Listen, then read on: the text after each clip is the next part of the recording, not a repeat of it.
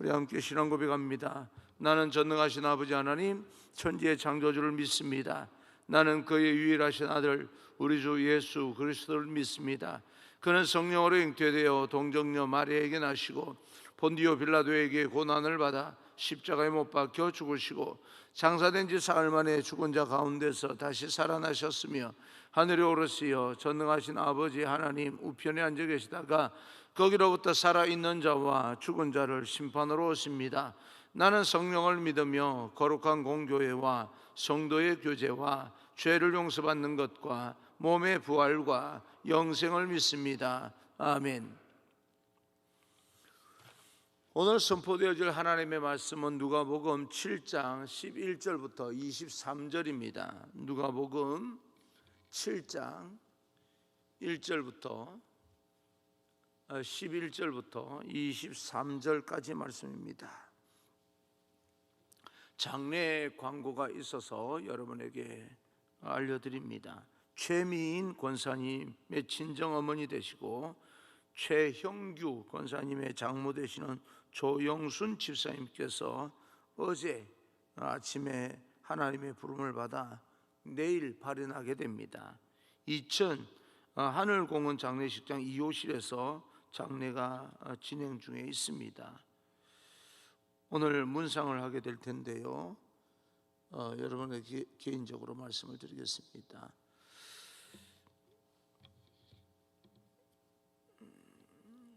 예, 11절부터 23절까지 말씀을 제가 봉독해 올리겠습니다. 그 후에 예수께서 나인이란 성으로 가실새 제자와 많은 무리와 동행하더니 성문에 가까이 이르실 때에 사람들이 한 죽은 자를 메고 나오니 이는 한 어머니의 독자요 그의 어머니는 과부라. 그 성에 많은 사람도 그와 함께 나오거늘 주께서 과부를 보시고 불쌍히 여기사 울지 말라 하시고 가까이 가서 그 관에 손을 대시니 맨 자들이 서는지라. 예수께서 이르시되 청년아 내가 네게 말하노니 일어나라 하시매 죽었던 자가 일어나 앉고 말도 하거늘 예수께서 그를 어머니에게 주시니 모든 사람이 두려워하며 하나님께 영광을 돌려 이르되 큰 선지자가 우리 가운데 일어나셨다 하고 또 하나님께서 자기 백성을 돌보셨다 하더라. 예수께 대한 이 소문이 온 유대와 사방에 두루 퍼지니라. 요한의 제자들이 이 모든 일을 그에게 알리니 요한이 그 제자 중 둘을 불러 주께 보내어 이르되 오실 그이가 당신이오니이까 우리가 다른 일을 기다리오리이까 하라 하매 그들이 예수께 나와 이르되 세례 요한이 우리를 보내어 당신께 여쭈어 보라고 하기를 오실 그이가 당신이오니이까 우리가 다른 일을 기다리오리이까 하더이다 하니 마침 그때에 예수께서 질병과 고통과 및 악귀 들린 자를 많이 고치시며 또 많은 맹인을 보게 하신지라. 예수께서 대답하여 이르시되 너희가 가서 보고 들은 것을 요한에게 알리되 맹인이 보며 못 걷는 사람이 걸으며 나병 환자가 깨끗함을 받으며 귀먹은 사람이 들으며 죽은 자가 살아나며 가난한 자에게 복음이 전파된다 하라. 누구든지 나로 말미암아 실족하지 아니하는 자는 복이 있도다 하시니라. 아멘. 앞뒤 좌우 인사합니다. 하나님의 축복이 여러분에게 함께 하시고 축복합니다. 성령 충만하십시오. 인사합니다. 축복합니다. 성령 충만하십시오. 생명의 주님이 행하시는 회복사역이라는 제목으로 여러분과 함께 오늘 이 본문에서 주시는 하나님의 음성을 듣겠습니다. 오늘날의 시대를 우리는 포스트 모더니즘이라고 하는 말로 대신합니다. 그 의미는 각 개인이 생각하는 대로 마음 먹는 대로 행동하고 또 자기 나름대로 행동하는 데 대해서 의미를 부여한다, 그런 뜻입니다.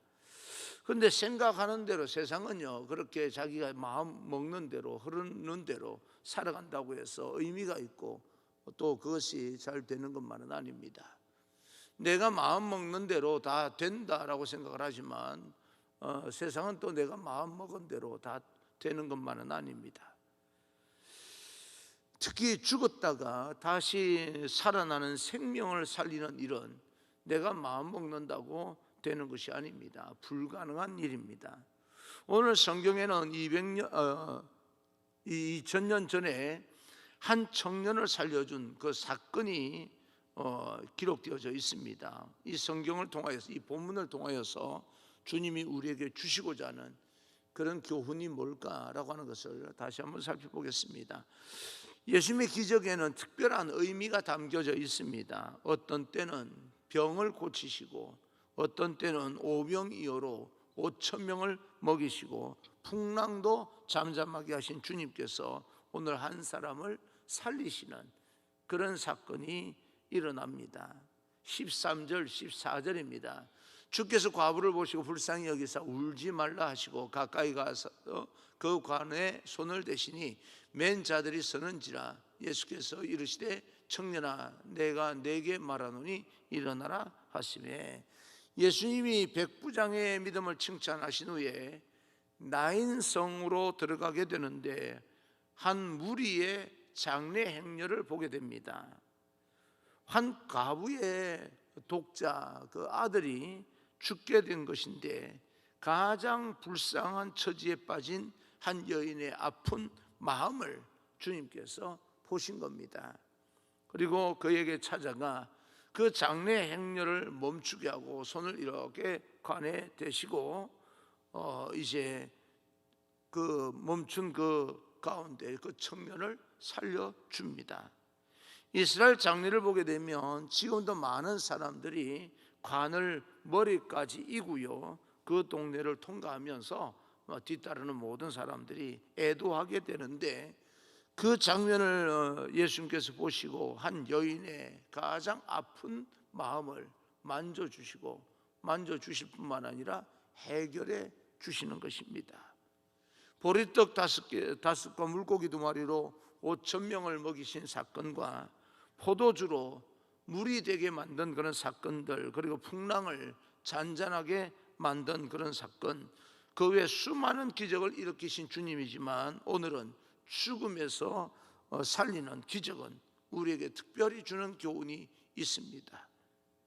하나님의 아들임을 보여주는 그런 메시지고, 예수님은 이제 죽음의 권세도 이기신다고 하는 그런 말씀을 우리에게 무언중에 메시지를 던지고 있습니다.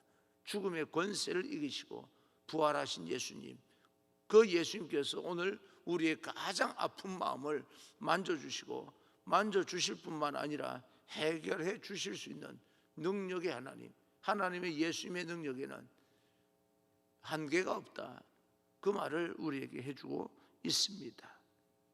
무한한 기적의 가능성을 가지는 분, 그렇게 볼 수가 있습니다. 구약에서 엘리야가 열왕기상 17장에서 사람을 살립니다. 그리고 엘리사도 열왕기하 4장에서 사람을 살립니다. 메시아의 특징은 사람을 살리는 능력이 있습니다. 오늘 혹시 우리 가운데 영적으로 죽어 있거나 병들어 있거나 또 전혀 불가능한 그런 수많은 사람들이 예수님을 만나면 나인성의 과부의 이 아들처럼 아들이 살아나듯이 하나님 우리 영혼을 살리실 것입니다. 우리는 이미, 여러분들은 알고 있는지 모르고 있는지, 여러분 안에 부활하신 예수 그리스도의 생명이 여러분 안에도 있습니다. 우리가 하고자 한다면 주님과 함께 이 땅에서 불가능을 가능하게 만들 수 있는 능력이 있다, 그 말입니다. 그 능력으로, 하늘의 능력으로 하나님의 공동체를 다시 아름답게 세워나갈 수 있는 우리 모두가 되어지기를 주님의 이름으로 축원합니다. 하나님의 공동체는 교회뿐만 아니라 여러분의 가정도, 여러분 직장과 여러분이 머무는 모든 그런 삶의 자리가 하나님의 공동체가 될 줄로 믿습니다. 우리가 알고 있듯이 계란에는 무정란 계란과 유정란 계란이 있습니다. 겉으로는 같아 보여도 품고 있을 때 썩은 계란이 되는가 하면 생명을 만드는 그런 계란도 있습니다. 우리가 세상에서 죽음으로 생을 마치는 것이 아니라 예수님 때문에 나인성 과부의 아들을 살리신 그 기적을 통해서 우리 영혼이, 우리가 죽어서 모든 생이 다 끝나는 것이 아니라 다시 살아나 영원한 천국에 이르게 된다는 그런 구원의 감격을 오늘 이 메시지를 통해서 누리게 됩니다. 그것이 오늘 성경이 우리에게 주는 교훈입니다. 육신의 생명은 끝난다고 해서 모든 생이 다 끝나는 것은 아닙니다. 사랑하는 성도 여러분, 그래서 우리는 하나님 앞에 집중할 수 있기를 바랍니다. 세상의 모든 일어나는 현실 속에 그것에 집중하여서 두려워하거나 좌절하거나 절망할 것이 아니라 우리는 그 모든 것을 뛰어넘게 만드는 하나님께 집중해야 됩니다. 세상살이가 아무리 힘들고 또 좌절하거나 불안하거나 두려워할지라도 우리를 죽음으로부터 살리신 주님께 집중하게 될 때 우리는 영원한 천국에서 하나님의 자녀로 살아가게 될 것입니다. 그 영원한 천국에서 하나님의 자녀로 살아가게 만드시는 그 하나님께서 이 땅에서 살아가는 동안에도 우리에게 물질의 복과 생활의 복과 건강의 복도 허락해 주시고 어그러진 관계의 복도 회복하게 될 줄로 믿습니다. 그렇게 믿으시기를 바랍니다. 나인성 과부가 사랑하는 아들이 죽어서 정말 얼마나 힘들겠습니까? 독자라고 그랬어요. 남편을 일찍 보냈습니다. 남편 보내서 아들 하나 믿고 사는 그 여인에게 그 아들까지 죽게 됩니다. 얼마나 힘들었을까? 그 순간만큼은 가장 마음 아프고 세상에서 가장 불쌍한 여인입니다. 그 여인에게 주님께서 찾아와 주셨다. 힘들고 어려울 때 죽음까지도 이기시는 주님께서 오늘도 힘들고 어렵게 살아가는 여러분 한 사람 한 사람 찾아와 주셔서 만나 주실 줄로 믿는 겁니다. 얼마나 힘들어요. 요즘요 흘러가는 이 모든 세태를 보게 되면 정말 미래에 소망이 있을까라고 할 정도로 어쩌면 절망을 느낄 정도로 세상이 힘들고 어렵습니다. 어떤 사람은 이야기합니다. 목사님 죽을 것 같아요. 그래서 죽으면 안 됩니다. 주님의 도움을 구하면서 하나님 앞에 무릎을 꿇으면 됩니다. 그리고 하나님께서 어떻게 역사하시는지 우리 한번 믿음으로 기다릴 줄 알아야 됩니다. 그렇게 기도로 하나님 앞에 나아갈 때 하나님께서 그 신음하는 기도를 들으시고 장래 행렬을 멈추고 죽은 청년에게 생명을 다시 돌려준 것처럼 우리에게 새롭게 일어날 수 있는 부활의 생명을 주실 것입니다. 예수님의 사랑을 죽음을 넘어선 살리시는 그 구원의 능력을 다시 한번 믿고 주님께 집중할 수 있기를 바랍니다. 주님을 믿음으로써 그 부활의 생명으로 세상에서 승리하기를 주님의 이름으로 축원합니다. 예수님께서 여러 기적을 베풀었을 때 세례 요한이 제자들을 보내서 질문을 합니다.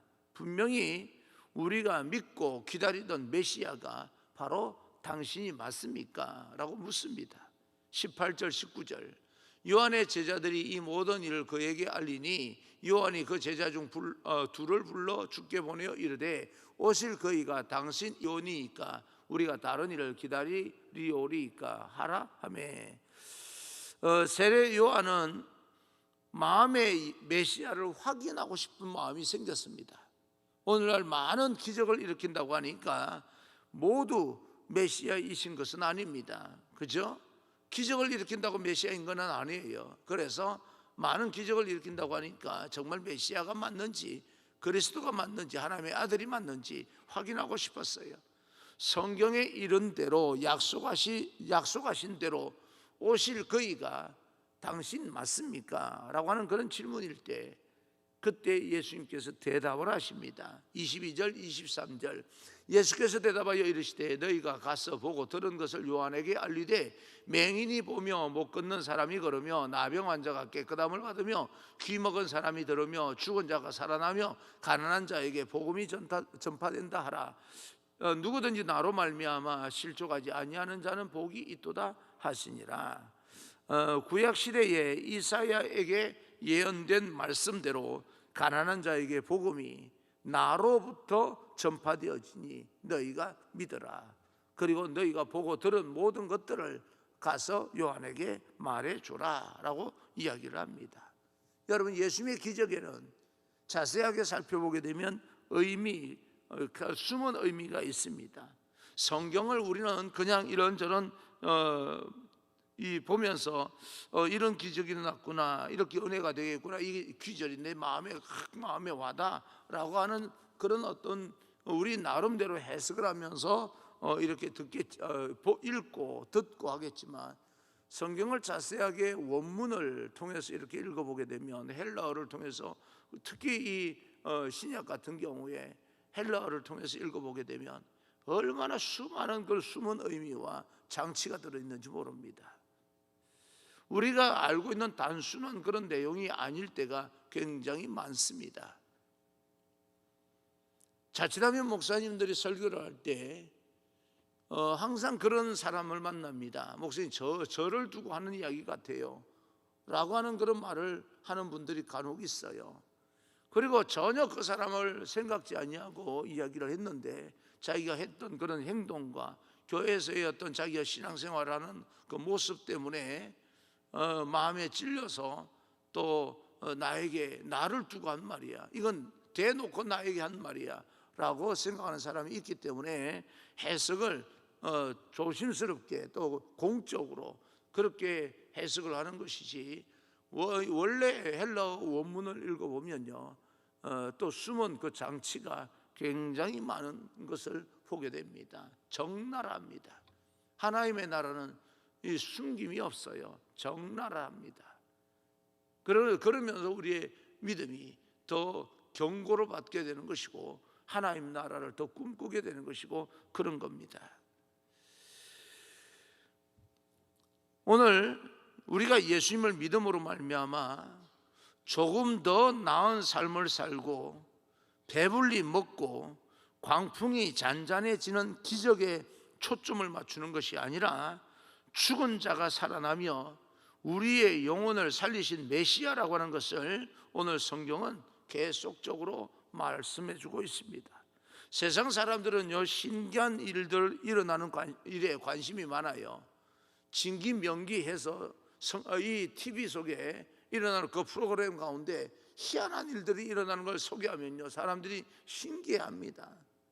여러분에게도 예전에 한번 말씀을 드리지 않았습니까? 여름에 선풍기 선을 끊고요, 두 손을 이렇게 잡고 코드에 꽂아서 이랬으니까 전류가 흘러서 선풍기가 돌아가는 걸 보면서 사람들이 막 신기해하고 TV에 방영되고 있는 거예요. 근데 여러분, 그렇게 신기한 일을 일으키는 그 목적이 뭡니까? 이유가 없어요. 목적이 없습니다. 아무런 의미가 없습니다. 그 코드를, 선을 왜 자릅니까? 그냥 코드를 그 콘센트 꽂으면요, 그냥 선풍기가 얼마나 잘 돌아가는데 그걸 끊어가지고 내가 두 손을 잡고 돌릴 이유가 뭐가 있단 말입니까? 목적이 없어요. 의미 없는 오락일 뿐입니다. 보고 그냥 즐거운 거예요. 사람을 한 번쯤은 웃게 만들고 한 번쯤은 신기하다라고 생각하게 만드는 그것도 의미는 의미이겠지만, 사실은 그렇게 하는 것이 아무런 의미가 없습니다. 한강 이 편에 서서 저 편에 있는 사람들에게 장풍으로 쓰러뜨리는 확 이런 게 막 넘어갑니다. 그 무슨 의미가 있어요? 가까이 가서 넘어뜨리는 거나 멀리서 이렇게 해서 넘어뜨리는 거나 넘어뜨리는 건 마찬가지 아닙니까? 전혀 그렇게 왜 하는지 목적이 없는 거예요. 그냥 예수님의 어떤 기적에는 반드시 의미가 있고 목적이 있습니다. 생명을 얻는 것이 진정한 기쁨이고, 예수님 때문에 우리가 영생을 얻게 되고 또 하늘의 기쁨을 누리게 된다는 것이 진정한 기적의 의미입니다. 여러분, 진정한 기적은 큰 일을 이루는 것이 아니라 오늘 내가 예수 그리스도를 믿고 하나님의 자녀가 되고 또 우리는 영원한 천국에서 살게 된다는 이 사실이요, 어마어마한 기적입니다. 생명을 살리는 일이 이것보다 더 큰 일이 있겠습니까? 여러분들도 마찬가지로 영적으로 죽을 수밖에 없는 생명인데도 불구하고 하나님께서 예수 그리스도를 십자가에 못 박히심으로 말미암아 생명을 살리신 거예요. 이것보다 더 큰 기적이 어디 있어요? 오늘 내가 하나님을 믿는 믿음의 자리에 있다는 것이 기적입니다. 오늘 여러분들이 그래도 또 이렇게 하루 일과를 시작하는 이 새벽에 일어나서 하나님의 성전에 나와서 여러분 각자의 처소에서 하나님의 말씀을 듣기 위해서 앉아 있다는 것 자체도 기적입니다. 시편 기자는 우리에게 말씀합니다. 시편 1편 1절, 복 있는 사람은 악인들의 꾀를 따르지 아니하며 죄인들의 길에 서지 아니하며 오만한 자들의 자리에 앉지 아니하고 다른 것으로 인하여서 기뻐하지 않기를 바랍니다. 여러분은 이미 하나님과 함께 이렇게 하루를 시작한다는 것이 세상에 더 없는 기적인 것입니다. 그 외에 그 어떤 기적을 더 원하십니까? 내가 구원을 받고 영원한 그 천국에서 생활하게 되었다는 이 기적보다 더 큰 기적이 없습니다. 그런데 이 큰 기적을 누리는 사람은, 그것을 기적의 의미를 깨닫는 사람은 하나님께서 이 땅에 살아가는 동안에, 우리가 육신의 생명을 가지고 살아가는 동안에도 생활의 복을 허락해 주실 것이고 하늘의 축복을 내려주셔서 우리로 풍성하게 살게 해주실 것이고 건강의 복을 허락해 주실 것이고 모든 사람과 함께 더불어서 아름다운 공동체를 세워나갈 수 있도록 복을 내려주시는 것이죠. 하나님의 기쁨과 구원하심으로 인하여 즐거워하고 하늘의 놀라운 축복 가운데 살아갈 수 있는 귀한 여러분 되기를 주님 이름으로 축원합니다.